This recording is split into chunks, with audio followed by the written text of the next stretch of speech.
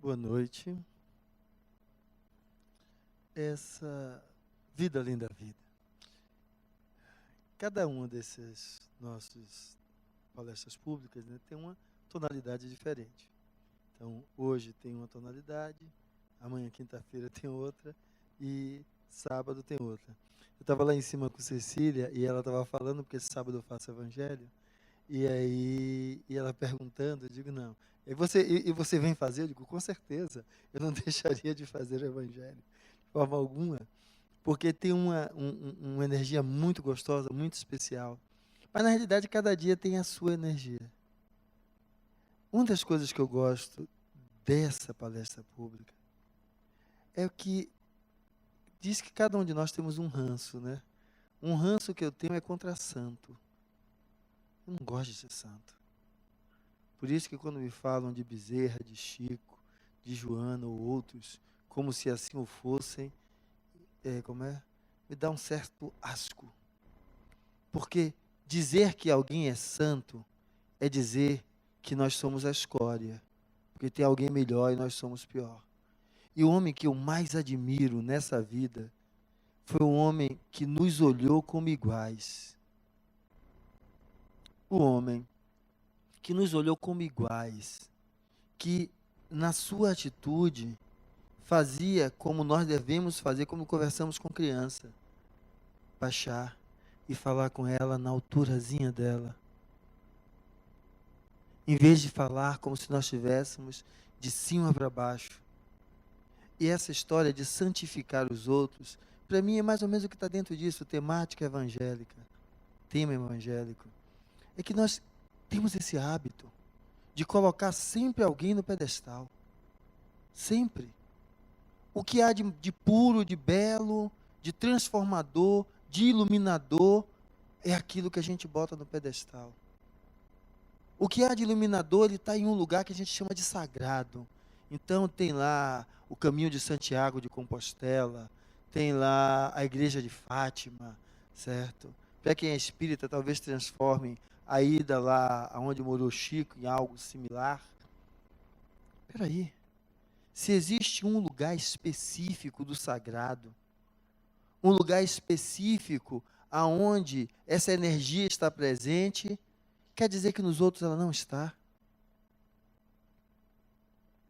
O Pai, quando criou, criou tudo. Tudo é obra de Deus. Então, tudo é sagrado. Agora, quando a gente deixa de fazer esse tipo de culto, quando a gente deixa de fazer esse tipo de coisa, e a gente começa agora a buscar enxergar o sagrado em tudo que está próximo da gente, aí a gente começa a ter, talvez, uma fagulha de luz. Porque quando eu leio isso, tema evangélico, e aí, lógico, os espíritas têm um hábito de brincar, falando do pessoal que põe a Bíbliazinha, bota lá embaixo do braço e sai mercando ali dentro do ônibus, ou sai descrevendo que Jesus vai salvar, e às vezes ironizam um pouco isso. Não vejo muita diferença, não. Não vejo. Isso simplesmente é o hábito de colocar no outro, em outra coisa, uma responsabilidade que é nossa, que é sua. Eu não estou dizendo que a gente não procure ajuda, não, porque a gente procura ajuda. O problema é a dimensão que a gente dá àquilo que nós estamos chamando de ajuda. Porque nós temos um hábito cultural de nos comportar como subservientes. Teve uma coisa que é maior, que sugere ser mais iluminada, pronto. E parece que a gente é o nada. E aí, é algo que eu achei interessante, eu gostei muito disso, quando eu soube que Madre Teresa de Calcutá tinha feito umas cartas metendo o pau em Deus, criticando. Como é que ele existe e deixa essas coisas acontecer? Porque nós temos uma visão ainda deturpada de que o sagrado, o iluminado, é aquela coisa intocada. É aquela coisa que você não pode questionar, que você não pode duvidar, que você não pode, como é? Arguir. Não é assim. Primeiro, que nada é aquilo que nossos olhos enxergam. Para a gente entender isso, não os jovens que não casaram ainda, ou que não viveu uma relação íntima durante algum tempo a mais, a gente dorme e acorda com alguém durante um ano, não sabe quem é. Não sabe quem é. E a gente faz um relance de olhar e começa a dizer que o contrário. Não, mas aquilo, peraí, esse homem maravilhoso, que é um homem que eu admiro extremamente, justamente por isso, porque ele não se colocou em nenhum pedestal para ser admirado. Esse homem conviveu conosco há 2000 anos atrás. E veja como ele era extremamente sábio. Podeis vós fazer o mesmo ou mais do que o que eu faço. Basta que tenhas fé. Seja autodeterminado. Ou seja, ele não veio com um discurso para pedinte. Ele veio para um discurso para quem diz, eu quero e eu vou fazer. E eu procuro ajuda para... toda ajuda que eu procuro tem um sentido. Então, o auxílio que eu procuro é para uma ação. E não o auxílio para nulidade. Que é, eu estou aqui procurando a cura, o auxílio, o equilíbrio, e fique imaginando que alguém vai pegar, estalar os dedos e você vai sair dali 100%. Não é essa a promessa do Cristo. Não é essa. Primeiro porque ele não fez assim promessas, né? Mas não é essa a promessa do Cristo. Ele andou com os 12, para a gente entender do que é que eu estou querendo descrever, porque é preciso que nós venhamos a desconstruir essa imagem de onde eu estou colocando o evangélico, né? É essa imagem mística da coisa. Aonde, se isso fosse simples, ouvir algum palestrante, seja ele quem quer que esteja aqui, tomar um passe, seja quem quer que esteja lá dentro, isso transformasse a vida de vocês, eu tinha que pegar esse homem, que eu admiro tanto, jogar no lixo.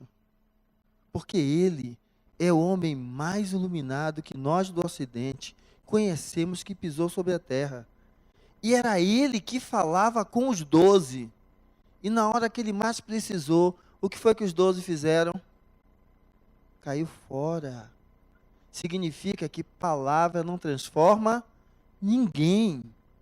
Se Jesus, com as palavras dele, não transformou os 12, então cai na real. Mas, Fernando, eu sigo aqui, eu me sinto bem, uma energia boa. Principalmente porque você está se dispondo, porque tem gente que chega aqui, se sente mal e vai embora da porta. O se sentir bem é porque você abre o coração para fazer a conexão. Mas, Fernando, o que quer dizer isso? É o que o Cristo disse. Ele chega para o cara, ele cura e diz assim, ó. Ele não diz, eu lhe curei, não. Ele diz, a sua fé lhe curou. É o seu desejo, a sua vontade lhe curou. E quando eu falo vontade, não é eu ser cego e querer vontade de enxergar, não. Isso é óbvio. Que se eu estou pedindo é porque eu quero enxergar. Esse sentido é, você quer enxergar para quê? Ah, não, mas eu... É tipo aquele que, assim, quer muito ajudar o centro espírita ou qualquer outra religião que ele participasse, e aí ele diz assim, eu jogo todo dia, assim, todo sábado, né, na Mega Sena, porque se eu ganhar, eu vou dar 50% para a igreja, 50% para o centro espírita. Não é isso. Não é isso que é o elemento de transformação. Isso é uma negociação. Eu ganhei 50% do outro, a metade. Não é isso. A ideia é, eu estou querendo abrir os olhos para quê? Ou seja, é a pergunta que eu estou fazendo para vocês. Está vindo aqui, buscando amenização, amenizar as suas dores, para quê? Para continuar na mesma vidinha de antes? Para continuar caminhando com a vida da mesma forma? Porque veja só, para estar aqui, na expectativa do atendimento e da melhora por ele, pelo menos, significa que você está dizendo, mesmo que não verbalmente, só por estar aqui está dizendo, que acredita que existe algo além da vida física. E esse algo que você não sabe o que é, não sabe de onde veio, não sabe para onde vai, não sabe o que faz, está lhe influenciando. Porque se essa hipótese não está rondando por você, ela pode, mas Fernando, eu não acredito em nada disso, eu estou aqui porque alguém disse para eu vir que seria melhor. Você pode não estar admitindo conscientemente, mas inconscientemente você está achando que é possível haver um resultado. Então, vamos sair também, então, do jardim de infância. Se é assim que eu estou aqui, eu estou partindo da hipótese, porque você assiste uma palestra antes de cada vez que entra, pelo menos são 4 semanas, né? Das pessoas que estão falando de que isso que está próximo de mim é um espírito. O que é isso? Estão falando que isso que está próximo de mim tem vontade própria. Estão dizendo que isso que está próximo de mim porque não consegue vislumbrar que se ele existe numa dimensão diferente da minha, significa que existe uma vida nessa dimensão. E como ele não consegue assumir que existe uma vida nessa dimensão, ele, em vez de traçar a vida dele, ele fica preso a mim. Ou seja, lembrando do que aconteceu lá atrás, ou de alguma coisa que ele simpatizou comigo agora. Mas imagina, porque se existe uma outra vida, não é só ele que está vivo. Os que conviveram com ele também. Então, a possibilidade de reconstruir é fato. Então, pensar isso para ele é tudo beleza, não é isso? Tranquilo.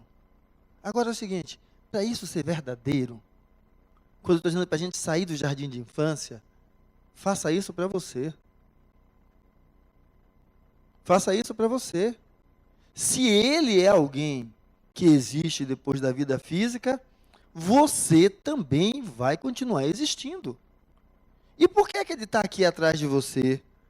Porque simplesmente ele não consegue fazer uma coisa simples, perdoar.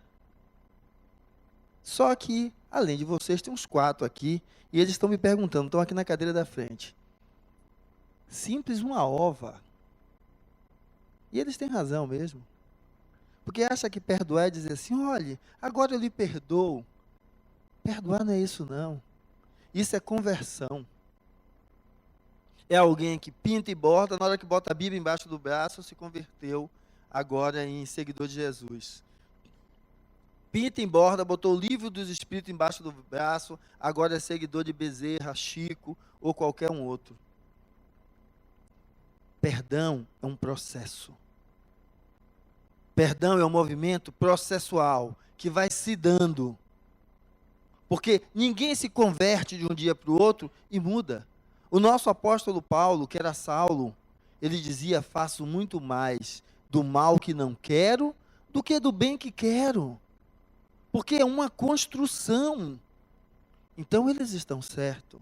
Agora, o que é a ideia? Se eu estou aqui, acreditando que tem alguém que me influencia, esse alguém que me influencia porque não consegue perceber que a vida além da vida que está aí é um fato. Que esse fato é o Consolador prometido, que diz, não chore pelo que perdeu, porque você não perdeu. Você pode começar agora e fazer um novo fim. Então, se comporte assim. Olhe isso para você. Não perca tempo criando amarras com as pessoas que vão funcionar como esses ganchos que estão prendendo eles a você. Porque senão amanhã é você que vai estar nesse lugar. Então, mude agora. E a forma de mudar é entender o que o Cristo disse. Vinde a mim todos vós que estáis aflitos e sobrecarregados, que eu vos aliviarei. Tomai sobre vós o meu jugo e aprendei comigo que sou brando e humilde de coração. E acharei repouso para vossas almas, pois é suave o meu jugo e leve o meu fardo. Não peça perdão a quem está atrás de você, não. Em cima, do lado. Não perca perdão, não. Porque esse perdão que você pede é da boca para fora. Agora, faça com que seu jugo seja suave e seu fardo seja leve. Na sua relação com aquele que mais lhe incomoda. Porque é fácil fazer isso. Eu faço um ambulatório voluntário desde quando me formei, certo? É fácil chegar lá e atender a população carente. Fácil. Agora, e quando é alguém que no hospital me peita de frente, julgando o que eu faço, achando que eu sou salafrário ou qualquer outra coisa, ou com raiva achando que o parente morreu e éramos nós que não demos o cuidado adequado, e aí eu preciso olhar essa pessoa como uma pessoa ferida, sofrida pelo que aconteceu, pelas suas fugas durante a convivência com aquele parente que poderia ter feito e não fez, e que está agora jogando em cima de mim os seus problemas não resolvidos. Mas cabe a mim, que digo que tem um fardo leve, olhá-lo com leveza. É assim que eu estou ensinando a quem está comigo a perdoar. Porque nós não ensinamos pelo discurso, ensinamos pelo exemplo. É essa a proposta. De dizer, e não é para que você se livre dele, não. É, meu irmão, siga seu caminho. Porque se eu estivesse como você está, perdendo meu tempo atrás de alguém, eu gostaria muito de alguém que estivesse fazendo comigo o que eu estou buscando fazer com você. Mostrar que a vida é mais leve, é mais suave. E aí então, a gente possa entender o que é que significa essa imagem do mestre, tão, os cabelos voando, essa luzinha na mão. É que esse encontro, que só pode acontecer aqui dentro, porque esse homem não se colocou em nenhum pedestal, não. Aonde eu posso lhe encontrar? Ele disse, quando você faz aqueles pequeninos, é a mim que você faz. Quando você ajuda aqueles necessitados, é a mim que você ajuda. Então ele disse, não me procure em templo, em pedestal nenhum. Me enxergue no coração do outro que caminha com você. E não é, como eu estou usando de exemplo, não é aquele que vai no meu consultório na quinta-feira lá em Cosme de Farias me pedir as receitas, não. Porque ali está numa condição de que eu estou como se estivesse, entre aspas, acima dele. Eu tenho que enxergar ele naquele que me agride. Naquele que me agride. Eu tenho que olhar ali e enxergar ali esse mesmo Cristo. Porque quando ele disse que nós podíamos fazer o mesmo que eles, que eu comecei justamente a palestra falando disso, que me incomoda, me dá um asco, essa ideia de tema evangélico, onde trazendo o evangélico para a questão de idolatrar, colocar no pedestal determinadas figuras, é porque não foi isso que o Cristo disse. O convite dele é para que nós sejamos parceiros. Só que nós viemos nos alimentando de uma cultura distorcida, vendedora de paraíso no céu, salvacionista, certo? Em que nós somos pobres coitados, que temos que estar sempre embaixo do guarda-chuva de alguém, que sempre tem que ter um santinho lá para nos tirar da dificuldade, como se dificuldade não nos ensinasse a caminhar além dela. Então, é um outro Jesus que nos convida a ser parceiro. Porque quando a gente procura ele não manda procurar em nenhum lugar, não, no coração do homem. É no outro que caminha com você. Então tenha comiseração para com esse espírito que por ignorância ele persegue. Ore por ele. Ore por ele. Mas como, Fernando, eu não conheço o que é. Ore dizendo assim, ó, se eu estivesse no mesmo lugar que você, agradeceria toda a oração que viesse de coração. Estou aqui a orar por mim e por você, com tudo o que há de melhor em mim. Se não lhe interessa, é uma questão sua, mas para mim é fundamental. Porque aí você começa a mudar a energia que existe em volta de você. E aí então, não é Bezerra de Menezes que vai fazer a grandiosidade da transformação. Não é Joana de Ângeles. Não é Chico. Você vai entender que o maior espírito que existe aí é você. É você. Quanto mais você está em harmonia, mais você vai alcançando equilíbrio, essa luz vai se ampliando, porque ela é natural. Nós fomos criados simples e ignorantes, mas somos fagulhas de Deus. que foi a agulha divina. Não temos que nos iluminar, temos que retirar a névoa da ignorância que há sobre nós, para que essa luz possa brilhar. Essa é a proposta. E essa proposta se faz através de um sentimento que o Cristo colocou, que são 4 letrinhas: amor. E aí então nós vamos entender que é quando nós não fazemos isso, que criamos o engate, a conexão, para que esse amigo ignorante, desinformado, esteja se conectando conosco. É nós que criamos essa possibilidade.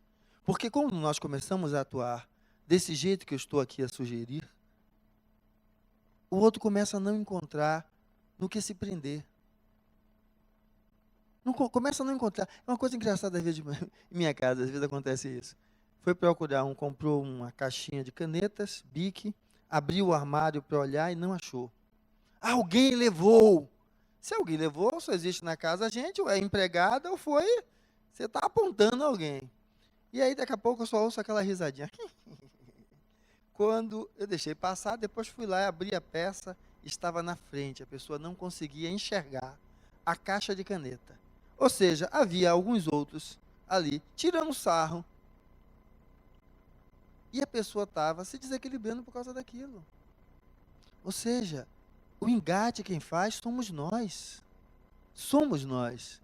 O que é que adianta irritar, se querer quebrar, destruir tudo? Às vezes você vai sentir. Vai dizer, mas peraí, eu não vou conversar com ele hoje. Eu não vou conversar com ela hoje. Por quê? Porque se eu conversar hoje, eu vou comer os rins. E rim não se regenera, vai para a máquina de diálise. É melhor que eu coma o fígado, porque se regenera, continua vivo. E não dá para comer o fígado hoje. Hoje eu estou com tanta ira que eu vou destruir o resto. Eu vou querer arrancar o coração. Então deixa para conversar amanhã. Deixa para conversar amanhã. E a partir daí você já vai com o ânimo mais amainado. E aí na conversa, sabe o que é que modifica? É que em vez de ter essa conexão, a caridade que você faz quando você deixa para amanhã é a caridade mais difícil. Porque a caridade mais fácil é essa, de dar o pão. De dizer, não, eu lhe perdoo. Perdoa onde? Meus 4 amigos estão aqui na frente dizendo, você só diz que perdoa aquilo que não lhe machucou a alma. Que o que lhe machuca a alma, você leva encarnações, às vezes, para se desligar, para se dissolver. Então, deixa de ser hipócrita. Seja sincero contigo, me machucou.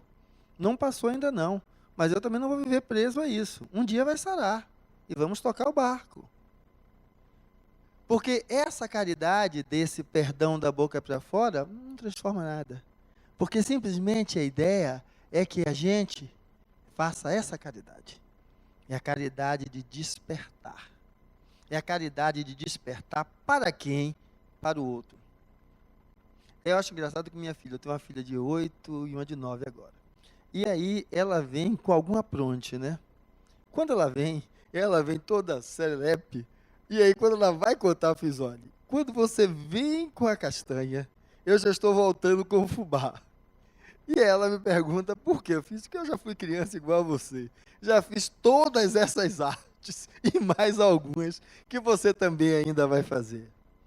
Então, ou seja, é essa leveza que a gente precisa. Porque às vezes a gente olha para o outro com tanto peso. Sabe o que é o fardo leve e o jugo suave? É isso. Foi uma peraltice, mas eu já fiz. Será que a gente esquece que a gente já foi criança, que a gente já foi adolescente, que a gente já teve aqueles sentimentozinhos sórdidos, e até não aconteceu, mas teve. Aí a gente se coloca como se fosse aquele tema evangélico, aquele anjozinho que sempre foi puro. Puro nada, rapaz. Aí é diferente. E aí minha esposa, mas ela fez, eu digo, mas calma, peraí. Vamos ver como é que a gente contorna. Às vezes sou eu que me chateio e é ela que faz esse papel comigo, né? Mas é isso que a gente precisa. Lembrar que nós já fomos. Ah, mas eu nunca fiz assim. Eu sempre disse sim, senhora, para minha mãe. Peraí, você sempre disse sim, senhora, mas lá atrás você queria dizer sempre sim, senhora? Tinha medo de apanhar, tinha medo de tomar bolo, tinha medo de quebrar a cara. Mas lá dentro também tinha vontade de dizer que não. Só não botava para fora. Ah, mas eu nunca senti isso. Vá para a terapia, porque tem muita coisa enclausurada ali dentro que você não se assumiu ainda. Porque quem é que diz sim, senhor, a todas as regras e não se rebela contra ela? Aí agora, em vez de ter se rebelado contra a regra do passado, se rebela contra o filho no presente. Não aceita a conduta, briga, quer destroçar se descobrir que tem uma orientação sexual diferente, quer acabar se descobrir que tomou umas duas, certo? E aprontou alguma braba.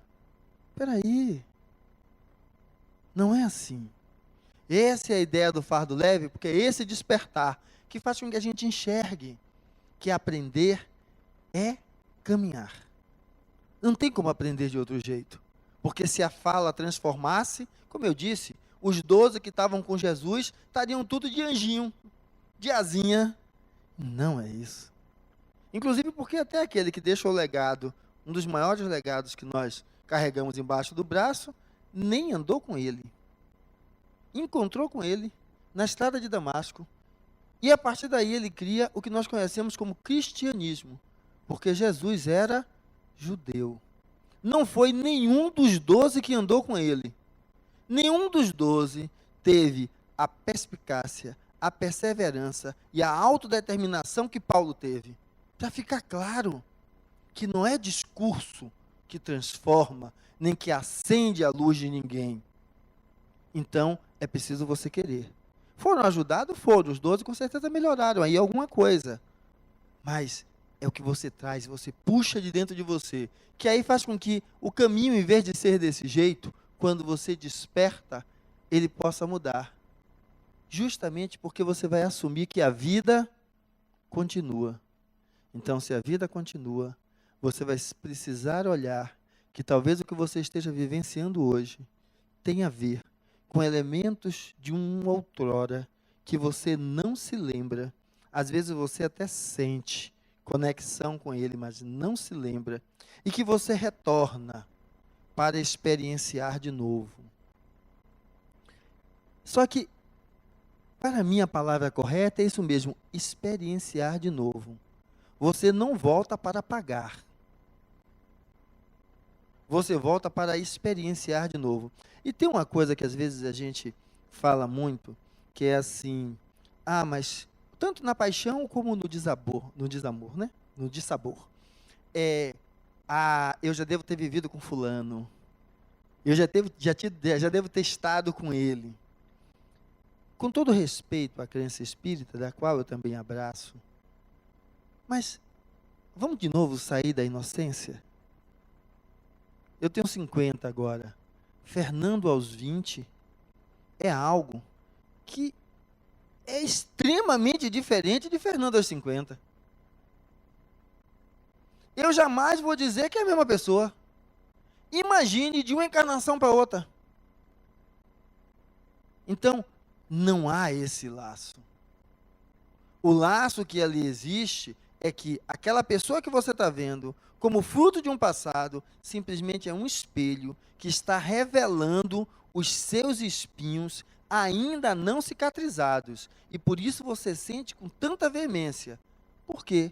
Se Fernando dos 20 não é o Fernando dos 50.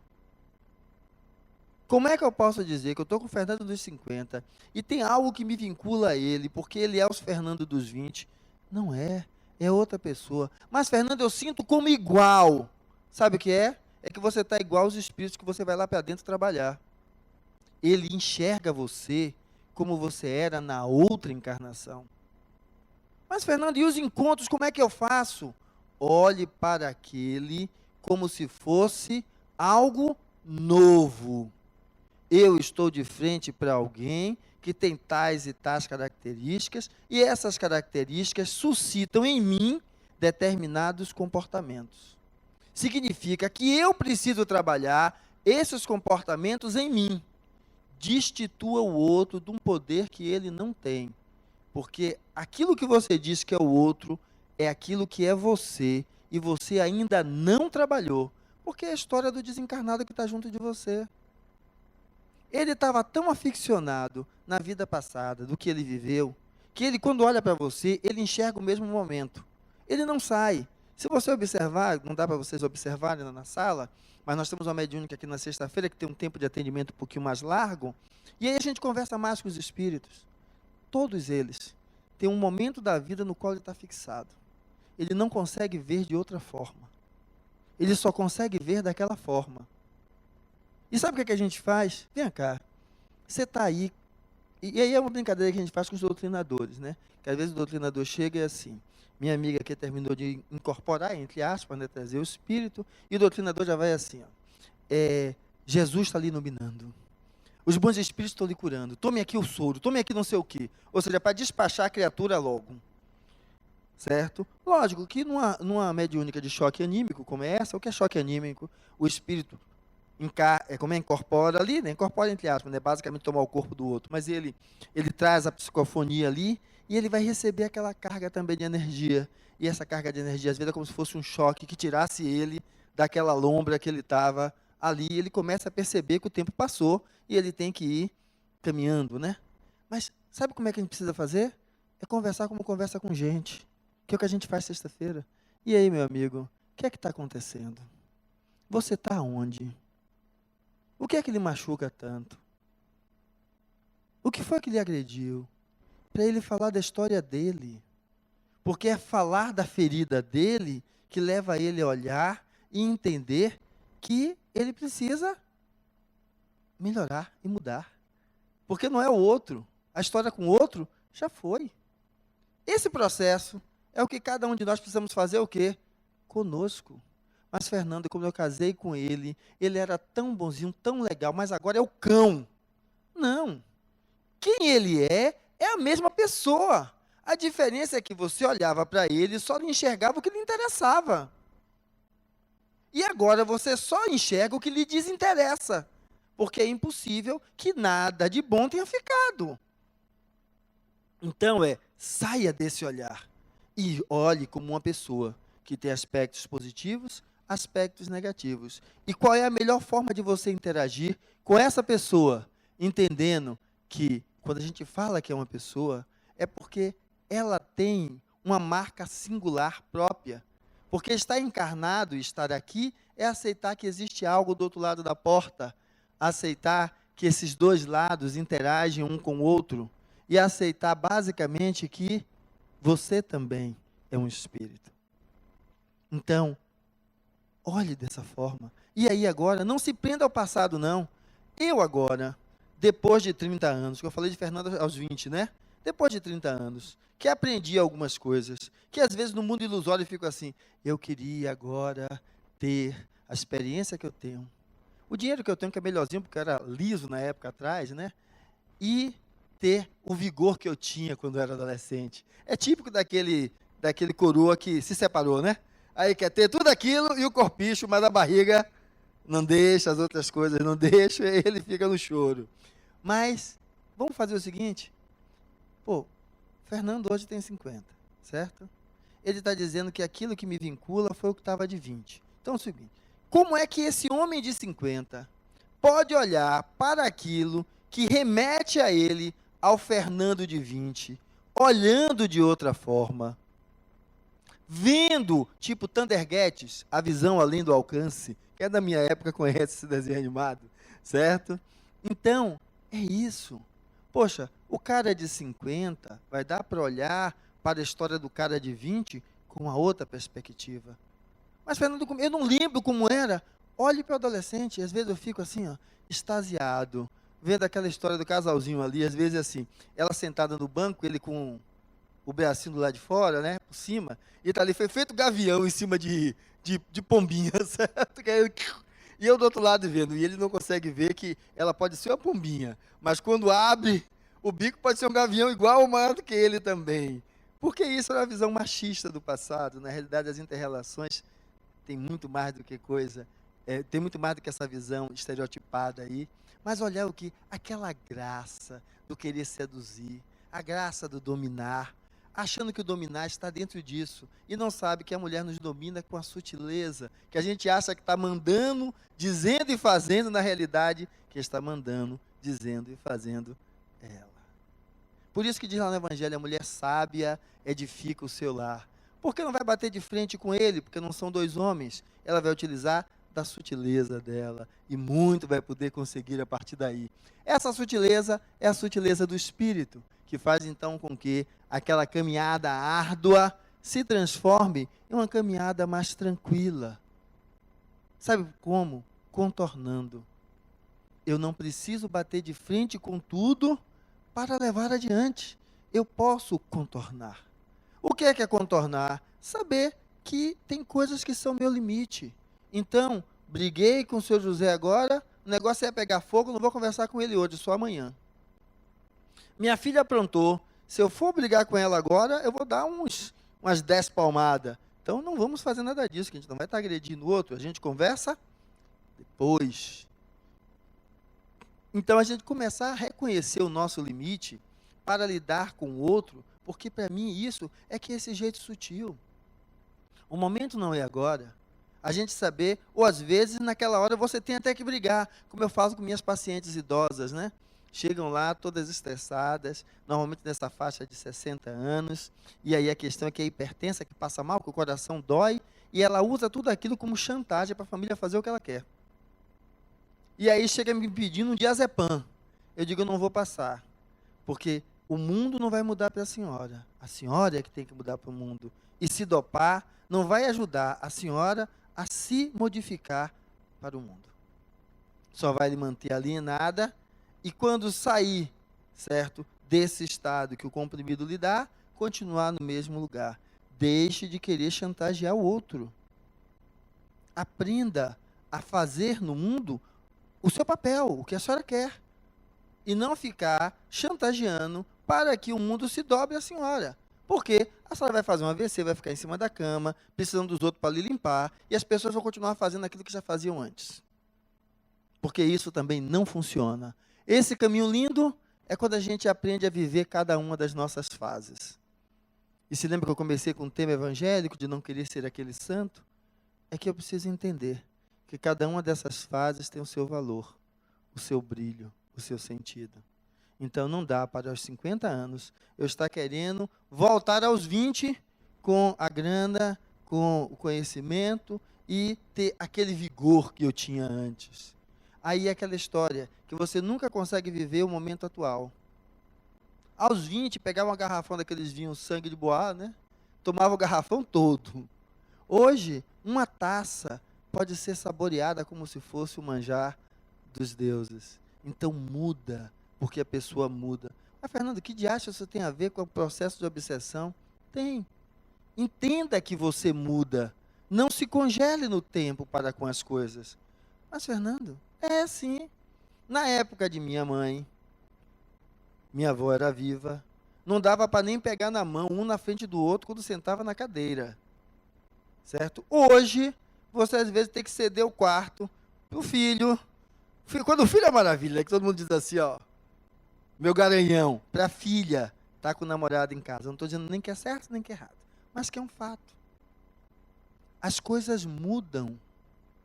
Ah, mas isso é um absurdo. Tão absurdo como era para minha avó, minha mãe dar uma beijoca no meu pai no sofá lá no passado. Mas as consequências são outras. Eu não estou falando da consequência desse julgo, mas é um impacto para aquilo ali. Então, temos que ir mudando. Como a gente vai lidar, não sei. Ah, eu não mando minha filha, não deixo isso. Aí, teve um assalto. A filha recebeu um tiro, que estava namorando dentro do carro. E aí ele começa agora com a mão na cabeça. A culpa é minha. Era melhor que eu deixasse aqui. Ou seja, o dizer sim ou dizer não, não foi consciente. Foi uma fuga de si mesmo. O que é de si mesmo? É que esse si mesmo, quando consegue entender que precisa mudar em cada instante, ele vai entender que a dor, que a dificuldade do outro, ela precisa receber um acolhimento. E esse acolhimento que a gente precisa dar, tem que ser um acolhimento consciente.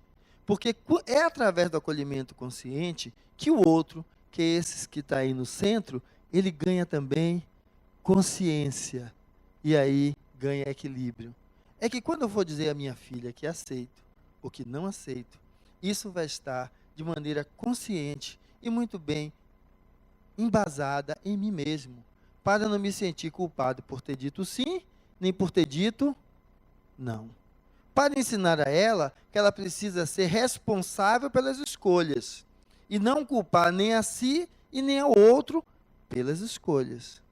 Porque é em cima da culpa que nós vamos facilitar formar aquele engate para aquela tomadinha ligar. E aí o desencarnado está aí junto da gente, porque uma hora a gente vai se sentir só.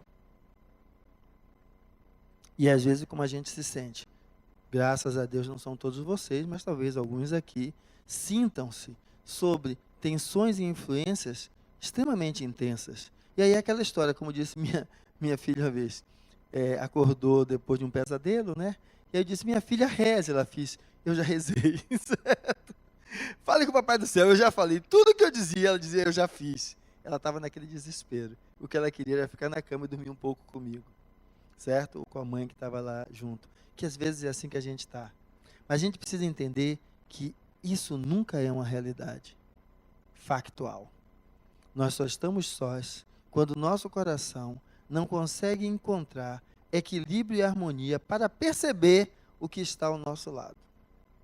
Por exemplo, para ela, foi o equilíbrio e a harmonia de correr do quartinho dela para ir para o meu, que a gente estava ali, certo? Para a gente, às vezes, é isso. Falta equilíbrio e harmonia para fazer a conexão específica que a gente precisa fazer com o que a gente precisa encontrar para criar essa paz e essa harmonia dentro de nós mesmos. E esse que a gente precisa encontrar, certo? Que a gente pode focar mesmo, Chico, Joana, Francisco de Assis, qualquer um desses. Só que não torná-lo muleta é dar um sentido. E não colocar nas mãos deles um papel que é nosso. Então, é fazer aquela conexão, porque na realidade não é Chico, Joana, nem Divaldo, nem ninguém. É que ele funciona como aquele santinho. Aquela vela que aquela beata acende para poder fazer a oração para a Virgem Maria, que aí quando começa a ser espírita diz que vela não adianta nada, certo? Adianta sim. Adianta que pode ser o seu elemento de conexão, não pela vela, mas pelo simbolismo que ela tem no seu psiquismo, para lhe conectar com o sagrado. É o mesmo simbolismo que a imagem de Chico, de Joana, de Bezerra. É um simbolismo que lhe conecta com o sagrado naquele momento. E aí você consegue um pouco de tranquilidade, um pouco de paz. E agora se proponha. E o que é que eu vou fazer a partir daí? Para que então eu possa entender que os espíritos, pena que está tão distorcido, não são essas imagens só que fazem mal. Os espíritos não são essas coisas que nos influenciam sem a gente saber quem é e a gente está fazendo mil coisas. A gente possa entender que os espíritos estão sempre também buscando nos ajudar. Basta que a gente aquiete o coração. Por que buscando nos ajudar? São babás? Não, é porque aí está uma imagem de um leito, de um casal, e 5 espíritos ao lado. Isso é para poder você ter a noção de que está aí. Mas na realidade, essa presença se dá pela conexão. Eles não precisam estar especificamente aí. É no momento que minha mente está vibrando em harmonia, em paz, em equilíbrio, em busca de auxílio com uma finalidade, eu estou em conexão com esses espíritos e eles em conexão comigo. E aí então eu consigo um pouquinho aquela quietude que eu preciso para ir tocando as minhas coisas. Mas Fernando, eu já fiz isso. Quantas vezes? Eu já fiz umas 10 vezes. Talvez precise fazer 20 ou fazer 30. Porque em cada um de nós tem um momento em que o imprint acontece, que faz aquela curva que inverte e aí muda. É um médium que começa se jogando no chão na reunião de quarta-feira, quando ele começa como iniciante. E depois de um tempo já não se joga mais no chão. Ele já fez a catarse. E por que precisou ser 20? Mas o outro só foi 4. Cada um de nós precisa de um tempo para fazer essa catarse, botar para fora, expurgar esse elemento, e aí poder fazer essa conexão de maneira mais clara e mais plena. E aí então a gente vai conseguir entender que essa liberdade nos propicia, crendo então nessa imortalidade da alma, da interação entre espíritos, e procurar fazer com que isso seja um fato no nosso trabalho. isso seja um fato com os nossos amigos, seja um fato com aqueles que são mais próximos, seja um fato com a nossa família. E aí nós possamos cada vez ser mais inteiros para fazer então com que essa doutrina que a gente busca aqui no passe, no trabalho, não ficar apenas naquilo que alguém aqui fala, porque todos vocês sabem ler. Vá ler, vá estudar, vai entender o que ela diz ali. Para se tornar espírita, não. Para entender e interagir com esse mundo que você está procurando auxílio quando entrar naquela sala. Não precisa ser espírita, mas entender o que é que nós falamos sobre o que é isso. E aí então você possa entender que se colocar como espírito imortal é dar a essa caminhada, a essa sua existência, um sentido, reconhecendo que esse é o desafio, a reforma íntima, que pode fazer com que você se torne cada dia melhor e que não permita que nada de fora lhe alcance, porque o seu coração já mudou.